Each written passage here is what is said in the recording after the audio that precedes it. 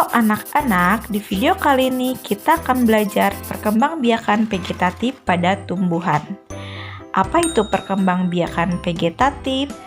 Yaitu cara tumbuhan menghasilkan individu baru tanpa melalui perkawinan atau aseksual. Jadi tidak ada proses peleburan sel kelamin jantan ataupun betina.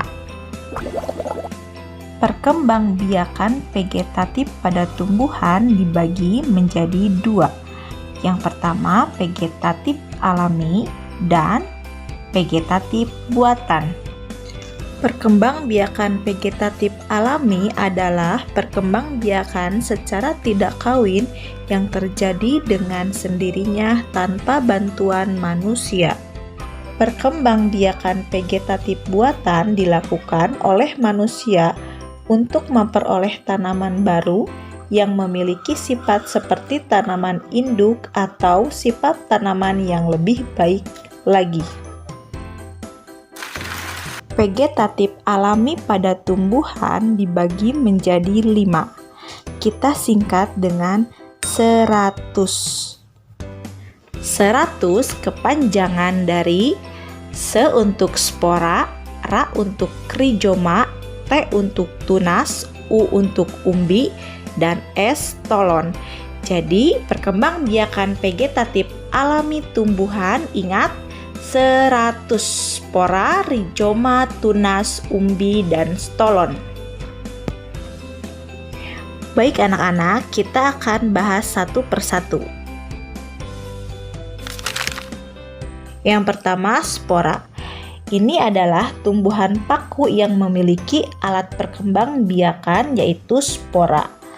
Spora berupa butiran halus yang terdapat pada kotak spora atau sporangium pada permukaan bawah daun seperti pada gambar, berada di bawah daunnya. Setiap sporangium mengandung ribuan spora. Jika sporanya jatuh pada tempat yang sesuai, maka akan tumbuh menjadi individu baru. Biasanya butiran spora ini bisa terbawa oleh angin, air, atau hewan. Tumbuhan lain yang berkembang biak dengan cara spora yaitu lumut dan jamur. Pernahkah kalian melihat lumut yang hidup di tembok atau bebatuan? Yang kedua yaitu rizoma atau akar tinggal. Contoh tumbuhan yang berkembang biak dengan rizoma yaitu jahe, kunyit, kencur, lengkuas. Perkembangbiakan dengan cara rizoma atau akar tinggal yaitu dengan tumbuh baru pada setiap buku akar tinggal dan tumbuh mendatar di dalam tanah. Yang ketiga yaitu tunas. Beberapa jenis tumbuhan dapat tumbuh tunas dari pangkal batang seperti tumbuhan pisang.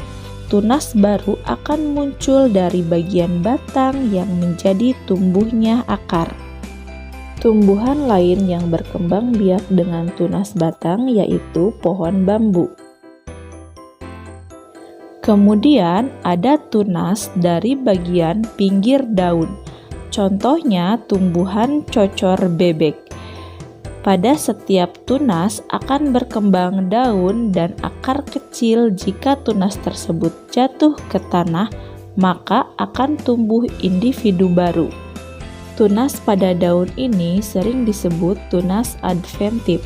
Contoh lainnya seperti cemara, sukun, dan kersen. Yang keempat, umbi. Umbi dapat berupa umbi batang, umbi akar, umbi lapis. Umbi batang merupakan batang yang membengkak berisi makanan di dalam tanah seperti kentang, ubi jalar, dan lainnya. Umbi batang memiliki kuncup yang dapat tumbuh menjadi individu baru. Lalu ada umbi lapis. Umbi lapis merupakan umbi yang terbentuk dari lapisan-lapisan daun berdaging dan kuncup. kuncup tersebut dapat tumbuh menjadi individu baru seperti tumbuhan bawang, bawang merah, bawang putih, bawang bombay, kemudian tumbuh akar, yaitu akar yang berkembang menjadi besar dan berisi cadangan makanan seperti wortel, kol, singkong, bengkuang, dan lainnya.